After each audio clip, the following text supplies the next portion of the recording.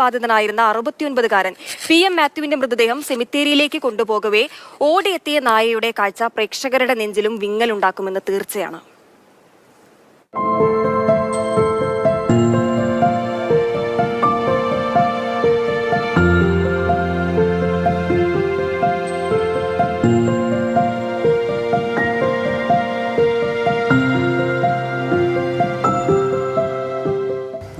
Thiruvalla മേപ്രാൾ കട്ടപ്പുറത്ത് പാലത്തിട്ടയിൽ PM മാത്യുവിൻ്റെ ഏറ്റവും പ്രിയപ്പെട്ട വളർത്ത് നായയാണ്.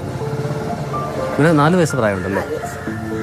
അന്ന് അച്ചായൻ മരിച്ച് ബോഡി ആംബുലൻസിലേക്ക് കയറ്റിയ സമയത്ത് സത്യത്തിൽ ഇവനെ എവിടെയായിരുന്നു മാറ്റിയിട്ടിരുന്നത്?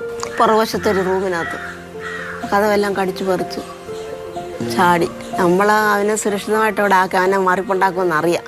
എന്നാൽ അതുപോലെ താച്ചാനുമായിട്ട് ഭയങ്കര സ്നേഹം അവന്. പുള്ളി 1 മിനിറ്റ്